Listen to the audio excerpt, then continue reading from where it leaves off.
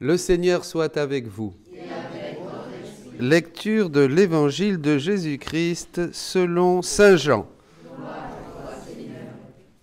En ce temps-là, Jésus se rendit en Judée ainsi que ses disciples. Il y séjourna avec eux et il baptisait. Jean, quant à lui, baptisait à Aïnon, près de Salim, où l'eau était abondante.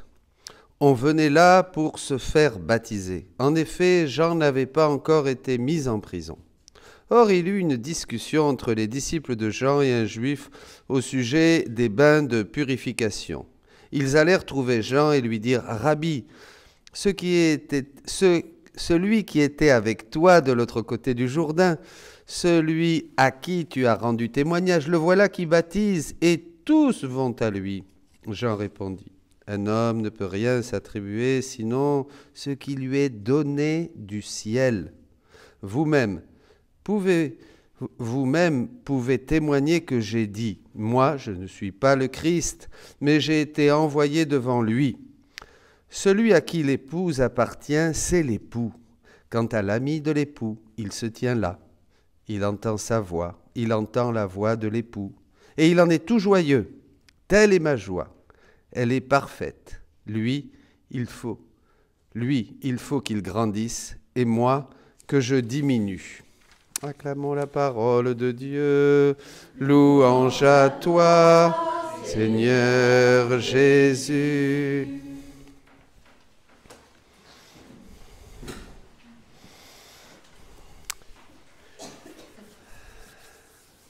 Voilà, nous sommes bien couverts dans cette petite chapelle de verre d'eau et c'est une joie de proclamer la parole de Dieu à un grand nombre pour que tous se réjouissent. Cet évangile de Jean est très beau et il y a beaucoup de choses à dire, bien sûr, comme toujours, la parole de Dieu est infinie, hein, est infinie, bien sûr, c'est merveilleux.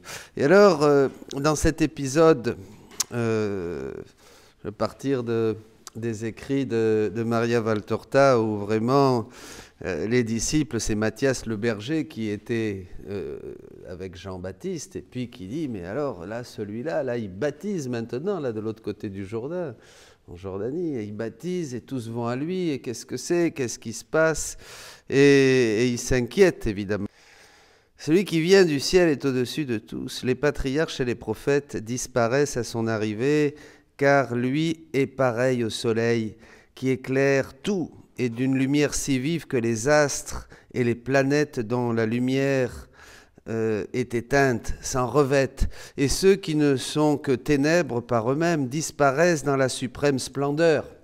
Le Baptiste s'efface, dit-il, devant le Christ. C'est ainsi qu'il en est, car celui qui vient du ciel, tandis que les patriarches et les prophètes doivent aller au ciel, mais n'en viennent pas. Lui, il vient du ciel, je suis celui qui vient du ciel. Celui qui vient du ciel est au-dessus de tous, et il annonce ce qu'il a vu et entendu. Le Verbe était avec le Père, et le Verbe était tourné vers le Père, et le Verbe nous a révélé le Dieu invisible. Mais personne ne peut accepter son témoignage s'il ne tend pas au ciel. Il faut tendre vers le ciel, il faut tendre vers la sainteté, il faut vouloir vraiment Dieu pour comprendre ces choses. C'est ça la clé, peu importe si nous sommes savants ou ignorants, il suffit de vouloir vraiment et de chercher Dieu de tout son cœur pour commencer à comprendre. Et par conséquent, celui qui ne tend pas vers le ciel renie Dieu. Il n'accepte pas le témoignage du Baptiste. Qui accepte le témoignage de celui qui est descendu du ciel, Jésus, par sa croyance et sa foi en Dieu, vérité, et non pas fable sans vérité. Il sent la vérité parce qu'il a une âme qui la cherche. Ça, c'est très beau. Celui que Dieu a envoyé dit les paroles de Dieu parce que Dieu lui a donné l'esprit avec plénitude. Et alors là, c'est très beau. L'Esprit dit, me voici, prends-moi, je veux être avec toi, toi, délice de notre amour, car le Père aime le Fils sans mesure et lui a tout remis en main. Celui donc qui croit au Fils possède la vie éternelle, mais celui qui refuse de croire au Fils ne verra pas la vie et la colère de Dieu restera en lui et sur lui. Voyez ? Jean va s'effacer devant le Christ qui va tout éclipser, tout ce qu'il y a eu avant. Hein, il est le soleil qui éclipse toutes les étoiles, il est le jour nouveau. Ça, c'est très important. Hein, et c'est ce que nous vivons aujourd'hui dans la divine volonté. Mais là, ce qui éclipse tout, c'est vous. C'est vous. Et je vous renvoie à une conférence du Père Chonan que j'ai reçue aujourd'hui. C'est nous, parce que nous commençons à produire, à faire des vies divines par nos prières, par nos actes, par tout ce que nous faisons. Tout ce que nous faisons est une reproduction même de la vie de Jésus, mais c'est inouï, mes amis. Ce n'est plus votre prière. Quand vous priez, c'est Dieu qui se prie lui-même. Tu deviens la bouche, le cœur, la voix, les mots de Jésus. Bien heureux êtes-vous d'entendre ces choses.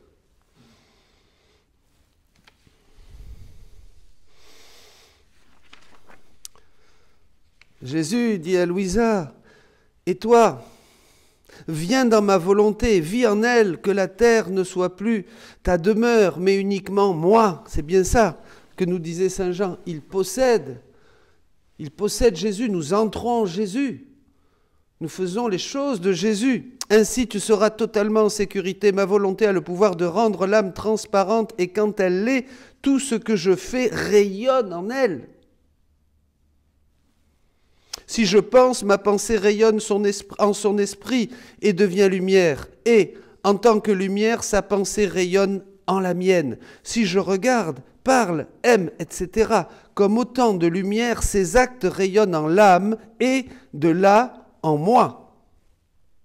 Ainsi, nous nous illuminons l'un l'autre continuellement. Nous sommes en perpétuelle communication d'amour réciproque. Vous vous rendez compte ce qui se passe ?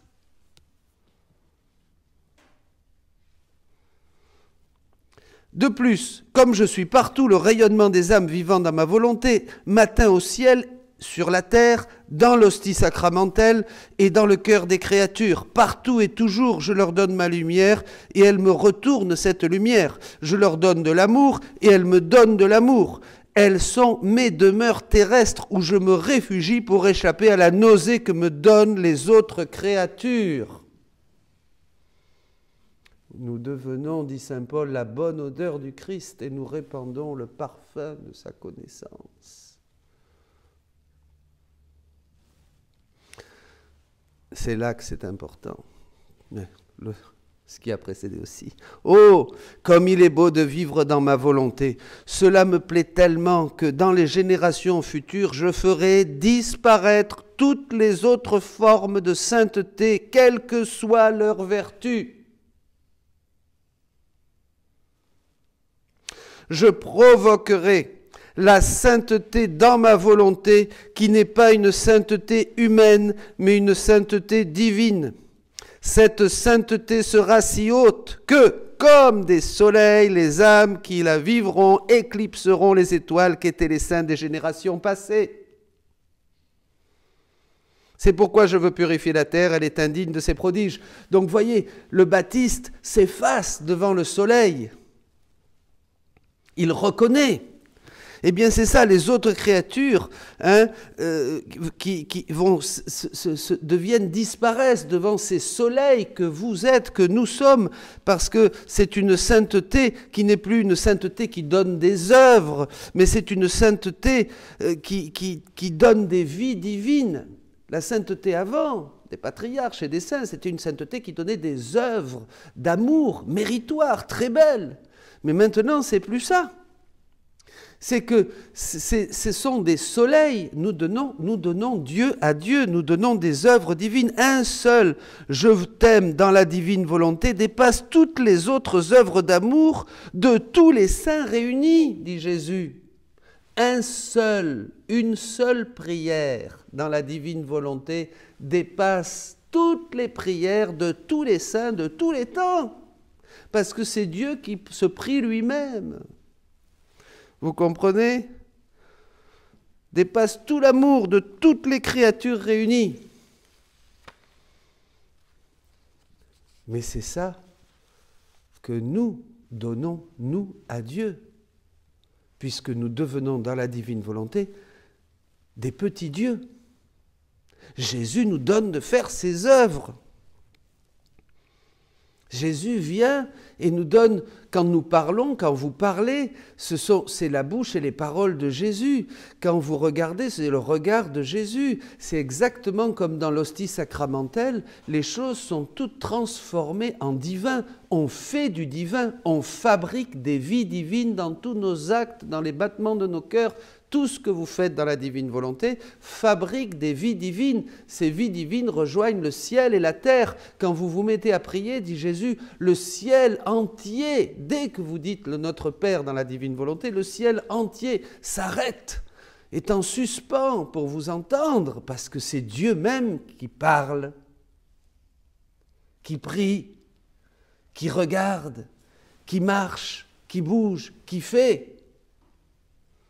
C'est formidable, c'est extraordinaire et c'est tellement vrai, mais c'est pour ça, Jésus, les pères disaient déjà que Dieu s'est fait homme pour que l'homme devienne Dieu. Alors c'était très nébuleux pour nous, on ne comprenait pas. Et c'était quoi? Eh bien c'était seulement que le Dieu tout-puissant, immense, infiniment bon, donnait à ses petites créatures de faire les mêmes choses que lui. Voilà, mais quand tu fais tes petites, ton ménage, quand tu fais ton lit, quand tu marches, quand tu regardes, quand tu chantes, quand tu pries, eh bien Jésus dit ça dans un livre, je veux t'imiter, je veux me cacher dans tes actes jusqu'à la pointe des doigts pour faire ce que tu fais, pour être là partout, comme je suis là partout dans la création, dans le soleil, dans la lune, dans les étoiles, partout. Ma vie est en train de faire tout vibrer, elle conserve, elle crée.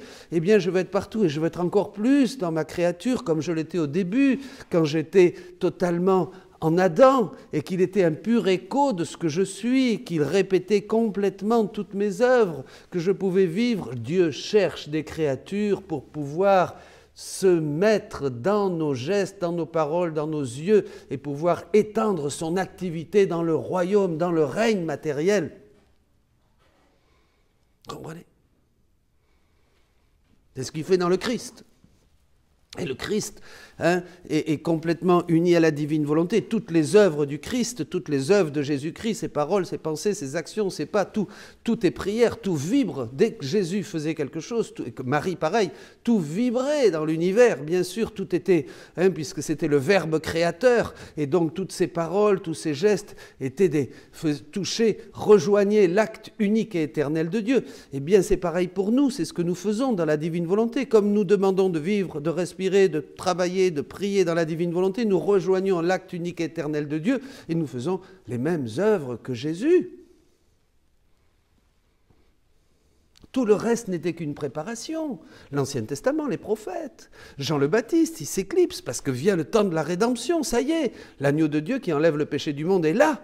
Donc il va nous laver, il va nous purifier, il va nous redresser, il va nous quitter, nous enlever cette lèpre dont nous parlions hier dans l'Évangile, pour que ça y est, la nature humaine, libre de cette lèpre causée par la volonté humaine, puisse vraiment s'unir, fusionner dans la divine volonté et recommencer à faire les œuvres qui sont dignes d'un petit Dieu à l'image et à la ressemblance de notre Dieu. Comprenez? C'est magnifique. Eh bien, rejoignons notre Jésus, comme dit ici, voilà, pendant que le monde entier gît sous le pouvoir du mauvais, quelle catéchèse dans Saint Jean. Le monde entier gît sous le pouvoir du mauvais, eh bien nous entrons en Jésus, nous avons Jésus. Nous entrons en lui, dans celui qui est vrai. Nous sommes en celui qui est vrai. Nous sommes en celui qui est vrai. Nous, dit Saint Jean, nous fusionnons en celui qui est vrai. Chacun de vous, en son Fils Jésus-Christ, c'est lui qui est le Dieu vrai et la vie éternelle. Nous entrons en toi, Jésus, pour prier. Nous entrons en toi pour respirer, pour vivre, pour regarder, pour tout faire. Seigneur, que cette Eucharistie, que ton corps et ton sang viennent encore infuser en nous cette vie divine et que ce que nous recevons, nous puissions te le rendre amour pour amour, un amour à la hauteur de ton amour, un amour divin qui est produit en nous par notre petite volonté humaine, totalement fusionnée, totalement cachée, totalement immergée dans l'immensité de ta divine volonté, Seigneur, afin que tout ce que nous faisions, oui, soit divin. Amen.